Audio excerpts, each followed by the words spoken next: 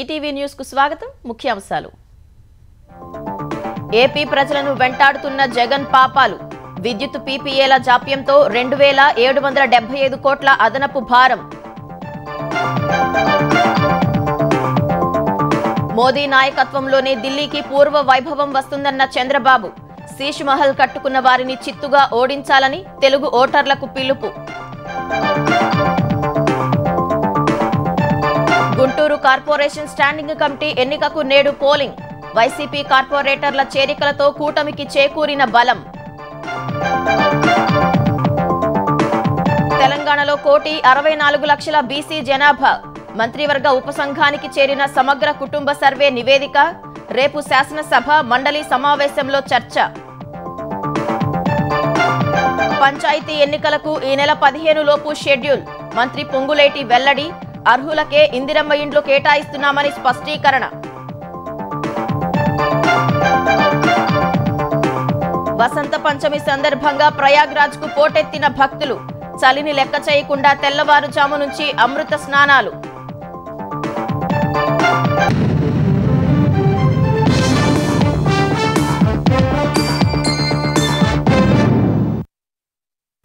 AP మాజీ CM Jagan తీసుకున్న నిర్ణయం ఆ రాష్ట్ర ప్రజలకు శాపమవుతోంది. విద్యుత్ కొనుగోలు విక్రయాలకు సంబంధించి ఒప్పందాలు కుదుర్చుకోవడంలో చేసిన జాప్యం కారణంగా ప్రజలపై 2775 కోట్ల భారం పడింది. విద్యుత్ టారిఫ్ పెంపుతో ఆ భారాన్ని ఇప్పుడు ప్రజలే మోయాల్సిన పరిస్థితి ఏర్పడింది. మాజీ ముఖ్యమంత్రి జగన్ చేసిన పాపం ఏపీ జనానికి శాపమవుతోంది. 2019లో ఆయన అధికారం చేపట్టిన వెంటనే అంతకు ముందు ప్రభుత్వం కుదుర్చుకున్న విద్యుత్ కొనుగోలు ఒప్పందాలను రద్దు చేస్తూ తీసుకున్న నిర్ణయం తాలూకా దుష్ప్రభావం విద్యుత్ సంస్థలను వదల్లేదు. కడప సౌర విద్యుత్ పార్కులో ప్రతిపాదించిన 750 మెగావాట్ల సౌర విద్యుత్ ప్రాజెక్టులను అప్పుడే కొనసాగించి ఉంటే ప్రజలపై 2775 కోట్ల అదనపు భారం తగ్గి ఉండేది. అంతకు ముందు ప్రభుత్వంలో కుదిరిన ఒప్పందాలను జగన్ ప్రభుత్వం సమీక్ష పేరుతో రద్దు చేసింది. దానిపై కోర్టు కేసులు, విచారణల తర్వాత 2024 ఎన్నికలకు కొద్ది నెలల ముందు హడావుడిగా పీపీఏలు కుదుర్చుకునేందుకు నిర్ణయం తీసుకుంది. ఈలోగా 4.5 ఏళ్ల జాప్యం జరిగింది. ఫలితంగా సౌర ప్రాజెక్టులపై కేంద్రం విధించిన కొత్త పన్నుల భారాలు భరించక తప్పని పరిస్థితి. విద్యుత్ టారిఫ్ పెంపుతో ఆ భారాన్ని ప్రజలే మొయ్యాల్సి వస్తుంది.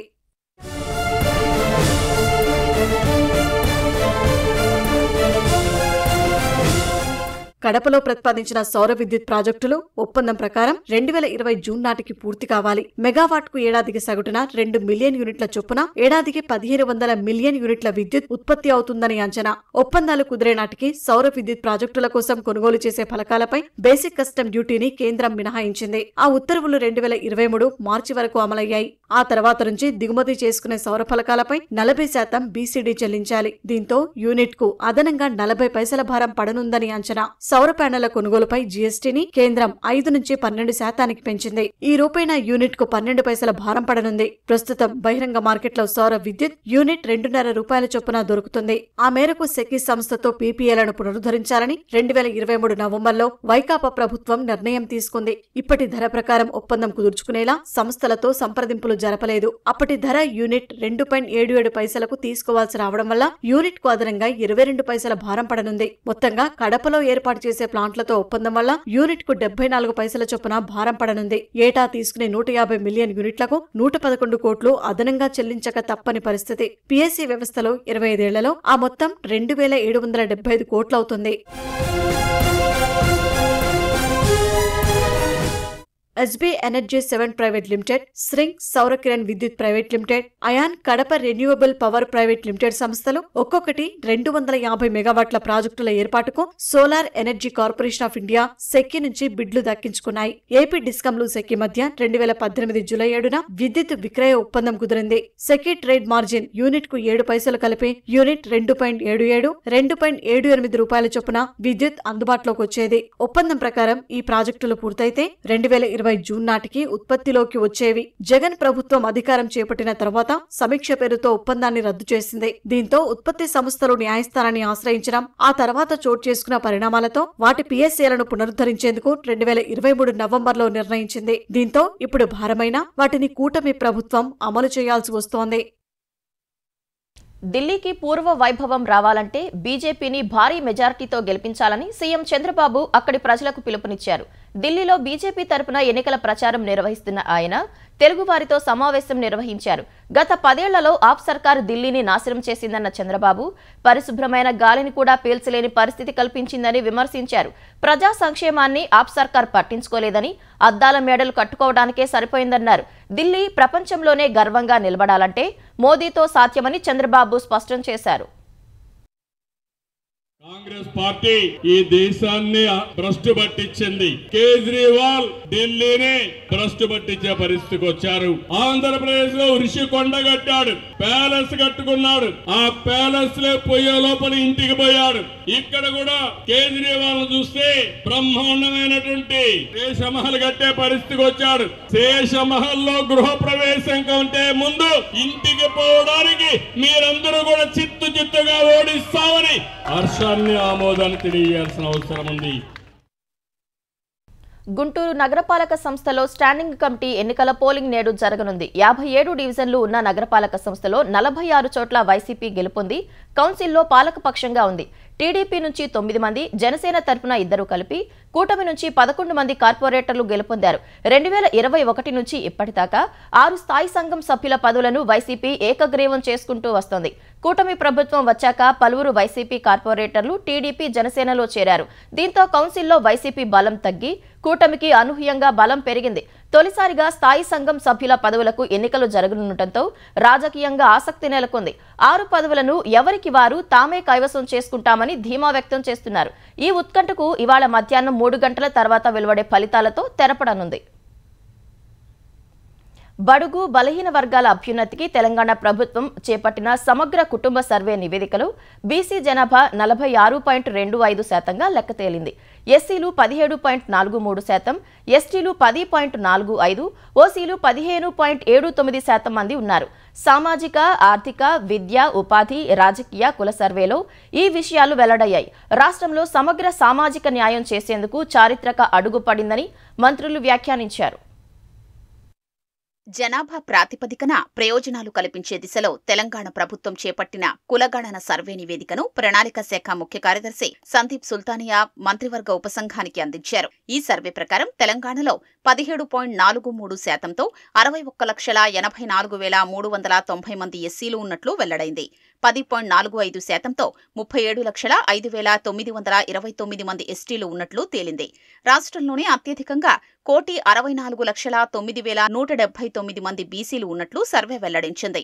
బీసీలు 46.25 ఉన్నట్లు కులగణన ద్వారా తేటతెల్లమైంది. ముస్లిం మైనారిటీ బీసీల జనాభా 10.08%తో 35,76,588 మంది ఉన్నట్లు తేల్చింది. ముస్లిం బీసీలను కలుపుకుంటే మొత్తం బీసీల జనాభా 56.33% ఉన్నట్లు నివేదికలో పొందుపర్చారు. సామాజిక, ఆర్థిక కులగణన కోసం సమగ్ర కుటుంబ సర్వే చెయ్యాలని నిర్ణయించిన ఏడాదిలోగా పూర్తి నివేదికను సిద్ధం చేశామని మంత్రులు ఉత్తమ్ కుమార్ రెడ్డి, సీతక్క, పొన్నం ప్రభాకర్, దామోదర రాజనరసింహ తెలిపారు. రాష్ట్రంలోని అన్ని వర్గాల ప్రజలు, పేదలకు న్యాయం జరుగుతుందన్న అమాత్యులో ఈ సర్వే నివేదిక డేటా ఆధారంగా పేదలకు సంక్షేమ పథకాలు, రాజకీయాలు, విద్య తదితర రంగాల్లో అవకాశాలు కల్పిస్తామని వెల్లడించారు.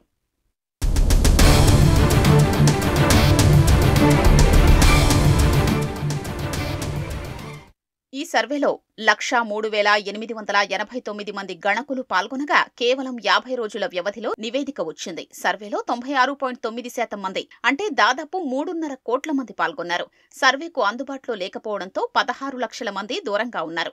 సర్వేకు సిబ్బంది వెళ్లినప్పుడు 1,03,000 గృహాలకు తలుపులు వేసి ఉన్నాయి. 1,68,000 కుటుంబాలు సర్వేలో పాల్గొనేందుకు సంకోచించడం, 84,137 గృహాలు నివాసేతరంగా ఉండడం వంటి పరిణామాలు ఎదురయ్యాయి. బీహార్లో కులగణనకు 6 నెలల వ్యవధి పట్టడమే కాక 500 కోట్లు ఖర్చు కాగా తెలంగాణలో మాత్రం 50 రోజుల వ్యవధిలోనే తక్కువ ఖర్చుతో సర్వే పూర్తి చేసినట్లు ప్రభుత్వ వర్గాలు వెల్లడించాయి. రాహుల్ గాంధీ గారు చెప్పినట్టుగా దిచ్చిన ఆబాది ఉత్తర ఇచ్చేదారి ఎవరెంతో వారికంతా అవసరమైతే క్యాప్ ఎత్తేసి అందరికి న్యాయం జరగాలనే ఆలోచన ప్రకారంగా ఇవాళ తెలంగాణ ప్రభుత్వం ఈ కార్యక్రమాన్ని చేపట్టింది. ఎవరైతే బలహీన వర్గం వాళ్ళు ఎక్కడెక్కడ ఎంతెంత ఏ రకంగా సామాజిక వర్గాలు ఉన్నాయో వారందరికీ ఒక మార్గదర్శకత్వంగా వాళ్ళలో ఉన్నటువంటి సామాజిక, రాజకీయ, ఆర్థిక, విద్యా, ఉపాధి అవకాశాల్లో ప్రభుత్వం తరఫున సరి అయినటువంటి పథకాలు, వ్యవస్థ రూపొందించేటువంటి అవకాశం ఇలా ఒక డాటా ఉంది. అలా సర్వే కోసం 150 కుటుంబాల్ని ఒక బ్లాక్గా విభజించి 94,863 ఎన్యూమరేటర్లను నియమించారు. వీరికి 9,628 మంది పర్యవేక్షకులుగా వ్యవహరించారు. సర్వేను పూర్తి చేయడంలో జిల్లా కలెక్టర్లు కీలకంగా వ్యవహరించారని ప్రణాళికా శాఖ ముఖ్య కార్యదర్శి సందీప్ కుమార్ సుల్తానియా అన్నారు. తొలుత కొన్ని గ్రామాల్ని పైలట్ ప్రాజెక్టు కింద సర్వే చేసి అక్కడ ఎదురైన అనుభవాల ఆధారంగా ప్రశ్నావళి రూపొందించారు. సర్వే పూర్తయిన తర్వాత 70,000 మంది డేటా ఎంట్రీ ఆపరేటర్లను నియమించి 30 రోజుల్లో డేటాను డిజిటలైజ్ చేసి ప్రభుత్వానికి నివేదిక ఇచ్చినట్లు ఆయన పేర్కొన్నారు. ఈ నివేదికను పూర్తిగా సమీక్షించి మంత్రిమండలి సమావేశం నాటికి సిద్ధం చేయాలని ప్రణాళికా శాఖను ఉపసంఘం ఆదేశించింది.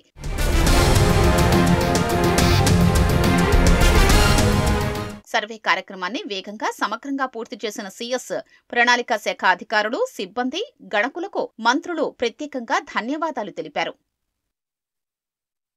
తెలంగాణ అసెంబ్లీ శాసనమండలి ప్రత్యేక సమావేశాలు రేపు నిర్వహించనున్నారు. ఈ మేరకు శాసనసభ కార్యదర్శి నరసింహాచార్యులు ప్రకటన జారీ చేశారు. అసెంబ్లీ సమావేశాలకు ముందు ఉదయం 10 గంటలకు కేబినెట్ భేటీ జరగనుంది. ఈ సమావేశంలో బీసీ సబ్ కమిటీ కులగణన నివేదిక, ఎస్సీ వర్గీకరణపై ఏకసభ్య కమిషన్ నివేదికను కేబినెట్కు అందజేస్తారు. కులగణన నివేదిక, ఎస్సీ వర్గీకరణపై చర్చించి మంత్రివర్గం నిర్ణయం తీసుకుంటుంది. కేబినెట్ సమావేశం అనంతరం 11 గంటలకు అసెంబ్లీ మండలి సమావేశాలు ప్రారంభమవుతాయి. శాసన మండలి, శాసనసభలో ఈ 2 నివేదికలను ప్రవేశపెట్టి చర్చిస్తారు. కేంద్ర బడ్జెట్లో తెలంగాణకు జరిగిన అన్యాయాన్ని కేంద్ర మంత్రులు సంజయ్ కిషన్ రెడ్డి గుర్తించడం లేదా అని ఎంపీ చామల కిరణ్ కుమార్ రెడ్డి ప్రశ్నించారు. న్యాయబద్ధంగా తెలంగాణకు రావాల్సిన నిధులపై కేంద్రానికి సీఎం రేవంత్ రెడ్డి మొరపెట్టుకున్నా మొండి చేయి చూపారని మండిపడ్డారు. కొత్తగా ఏర్పడిన మున్సిపాలిటీలకు సైతం ఎలాంటి గ్రాంట్స్ ఇవ్వలేదని ఆక్షేపించారు. విభజన హామీల అమల్లోనూ కేంద్రం తాత్సారం చేస్తోందని ఆరోపించారు. రాష్ట్రాభివృద్ధి కోసం 1,60 కోట్లు అడిగినా పైసా నిధులు కేటాయించకపోవడం శోచనీయమన్నారు. 10 సంవత్సరాల నుంచి కేసీఆర్ గారికి అటు నరేంద్ర మోడీ గారికి మధ్యన సఖ్యత బాలేదు. ప్రోటోకాల్ ప్రకారం రిసీవ్ చేసుకోలేదు. ముచ్చట చెప్పుకుంటూ వచ్చారు బీజేపీ వాళ్ళు. కానీ రేవంత్ రెడ్డి గారు మన రాష్ట్రానికి ఈ సంవత్సరమైన ఈ బడ్జెట్ లోనైనా న్యాయం జరుగుతుందన్న ఉద్దేశంతో మొత్తం మీద 57 అంశాల మీద రేవంత్ రెడ్డి గారు రాష్ట్రానికి రావాల్సిన నిధుల గురించి వాళ్ళని అడగడం జరిగింది. నిర్మలా సీతారామన్ గారు బడ్జెట్ పెట్టినట్లేదు, ఎన్నికలలో హామీలు ఇచ్చినట్టుంది. తెలంగాణలో ఈ నెల 15 లోపు సర్పంచ్ ఎన్నికలకు షెడ్యూల్ వెలువడే అవకాశం ఉందని రెవెన్యూ శాఖ మంత్రి పొంగులేటి శ్రీనివాసరెడ్డి తెలిపారు. ఖమ్మం జిల్లా వైరా మండలం విప్పలమడకలో కార్యకర్తల సమావేశంలో పొంగులేటి పాల్గొన్నారు. అర్హులకే ఇందిరమ్మ ఇళ్లు కేటాయిస్తున్నామని, అసలే ఎన్నికలు రాబోతున్నాయి, జాగ్రత్తగా ఉండాలంటూ శ్రేణులకు మంత్రి సూచించారు.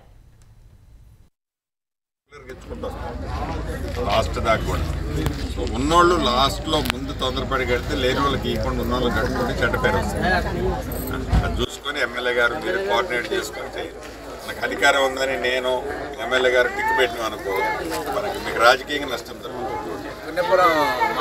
ఎన్నికలు వస్తున్నాయి, ఈ 15వ తారీఖు లోపల షెడ్యూల్ వస్తుంది, జాగ్రత్త. కాంగ్రెస్ పార్టీకి చిత్తశుద్ది ఉంటే హామీ ఇచ్చిన అన్ని పథకాలను అమలు చేసి ఎన్నికలకు వెళ్లాలని మాజీ మంత్రి హరీష్ రావు సవాల్ చేశారు. హామీలు అమలు చేయకుండా స్థానిక సంస్థల ఎన్నికలు నిర్వహిస్తే ప్రజలు తరిమి కొడతారని తెలిపారు. మెదక్ జిల్లా కౌడిపల్లి మండలం తిమ్మాపూర్లో నూతనంగా నిర్మించిన ఎల్లమ్మ తల్లి విగ్రహ ప్రతిష్ఠ కార్యక్రమానికి ఆయన హాజరయ్యారు. గణతంత్ర దినోత్సవం నాడు వస్తాయన్న 4 కొత్త పథకాలు ఎంతమందికి వచ్చాయో చెప్పాలని కోరారు. ఇప్పటి వరకు రైతు బంధుకే కాకుండా 6 గ్యారెంటీల్లోని అన్ని పథకాలకు రామ్ రామ్ చెప్పారని హరీష్ రావు ఎద్దేవా చేశారు. ఇప్పుడేమంటే ఎలక్షన్ కోడ్ వచ్చింది, ఇక కోడ్ మెల్లగా ఎంపీటీసీ ఎలక్షన్ కోడ్ తెస్తారట. జడ్పీటీసీ ఎలక్షన్ కోడ్ తెచ్చి మీరైతే ఇప్పుడు డబ్బులలో ఓట్లేయండి, మేము గెలిచినాక వెనకేసి చూస్తా అంటారట. చూస్తారా ఏతరైలు అంటే మోసం చేసే కార్యక్రమం చేస్తున్నారు. జాగ్రత్తగా ఉండాలి. కాంగ్రెస్ పార్టీకి చిత్తశుద్ధి ఉంటే అన్ని పథకాలు అమలు చేసిన తర్వాతనే నువ్వు జెడ్పీటీసీ ఎంపీటీసీ ఎలక్షన్లకు ఓట్లు అడిగితే నిన్ను జనం నమ్ముతారు. వైసీపీ త్వరలోనే ఖాళీ అవుతుందని, వచ్చే ఎన్నికల్లోపు ఆ పార్టీలో ఎవరూ ఉండరని జనసేన ఏపీ ప్రధాన కార్యదర్శి నాగబాబు జోస్యం చెప్పారు. పొంగునూరు నియోజకవర్గంలో పర్యటించిన ఆయన సోమలలో జనం కోసం జనసేన బహిరంగ సభలో పాల్గొన్నారు. నియోజకవర్గంలో పెద్దిరెడ్డి అన్యాయాలు, అక్రమాలకు అంతులేదని మండిపడ్డారు. అటవీ భూములను ఆక్రమించి ప్రభుత్వ నిధులతో రహదారులు నిర్మించారని ఆరోపించారు. వైసీపీ నాయకులు ఇంక్లూడింగ్ పెద్దిరెడ్డి రామచంద్రారెడ్డి ఎవరెవరి ఆస్తులు అయితే అడ్డగోలుగా కబ్జా చేశారో ఇవన్నీ కూడా బయటకు తీస్తారు. ఎప్పుడో 4 సంవత్సరాల 3 నెలలు 4 నెలల తర్వాత వచ్చి ఎలక్షన్స్ అప్పుడే వచ్చేస్తాయని చెప్పి జనాలతోటి మైండ్ గేమ్ ఆడుతున్నారు. లేకపోతే మీ కార్యకర్తలు ఉన్న వాళ్ళు సేవ్ చేసుకోవడానికి ప్రయత్నిస్తున్నారు. అరే మీ పార్టీలో ఎంతమంది ఉంటారో ఇంకా తెలియదు, అందరూ వచ్చేస్తున్నారు. మీరు రైట్ హ్యాండ్ అని పేరు పెట్టిన విజయసాయి రెడ్డి బయటకు వచ్చేసారు. మిగతా వాళ్ళు పెద్ద లెక్క. గ్రేటర్ విశాఖపట్నం మున్సిపల్ కార్పొరేషన్ జీవీఎంసీలో టీడీఆర్ల పేరుతో భారీ కుంభకోణం జరుగుతోందని జనసేన కార్పొరేటర్ పీతల మూర్తి యాదవ్ ఆరోపించారు. వైసీపీ హయాంలో అక్రమ టీడీఆర్ బాండ్లు పొందినవారు ఇప్పుడు వాటిని దక్కించుకునేందుకు విశ్వ ప్రయత్నాలు చేస్తున్నారని తెలిపారు. కూటమి నేతలను ప్రలోభపెట్టి జీవీఎంసీ అధికారులపై ఒత్తిడి తెస్తున్నారని ఆరోపించారు. డీపట్ట దేవస్థానం భూములకు వైసీపీ హయాంలో అక్రమంగా ఎన్నో టీడీఆర్లు ఇచ్చారని చెప్పారు. వాటిపై విజిలెన్స్ విచారణ జరుగుతున్నా వైసీపీ మాఫియా ఎక్కడా తగ్గడం లేదని మూర్తి యాదవ్ మండిపడ్డారు.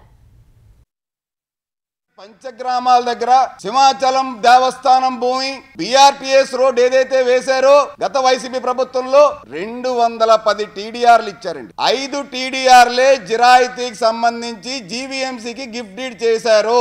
జీవీఎంసీ గిఫ్ట్ డీడ్ చేయకుండా ఏ విధంగా మీరు టీడీఆర్ సర్టిఫికేట్ జారీ చేస్తారంటే ఆ 205 టీడీఆర్లు నిలుపుదల చేశారు. ఈ టీడీఆర్లను ఇప్పుడు తక్షణమే రిలీజ్ చేయాలని చెప్పి కొంతమంది కూటమి ప్రజాప్రతినిధుల దగ్గరికి టీడీఆర్ బ్రోకర్లు వెళ్లడం, జీవీఎంసీ అధికారుల మీద ఒత్తిడి తీసుకురావడం ఎంతవరకు సమంజసం? దయచేసి టీడీఆర్లు అక్రమంగా దోచుకుందాం అనుకుంటున్నారో వాళ్ళెవ్వరినీ కూడా దగ్గరికి చేరనివ్వకండి. తిరుమల శ్రీవారి వైకుంఠ ద్వార సర్వదర్శన టోకెన్ల జారీ సమయంలో తిరుపతిలో జరిగిన తొక్కిసలాట ఘటనపై న్యాయ విచారణ ముగిసింది. హైకోర్టు విశ్రాంత న్యాయమూర్తి జస్టిస్ సత్యనారాయణ మూర్తితో పాటు పలువురు సభ్యులతో ఏపీ ప్రభుత్వం ఏర్పాటు చేసిన కమిటీ తిరుపతి కలెక్టరేట్లో విచారణ జరిపింది. టీటీడీ ఈవో శ్యామలరావు, పలువురు పోలీసు అధికారులను కమిటీ నిన్న విచారించింది. న్యాయ విచారణలో భాగంగా 3 రోజులుగా తిరుపతిలో కమిటీ పర్యటించింది.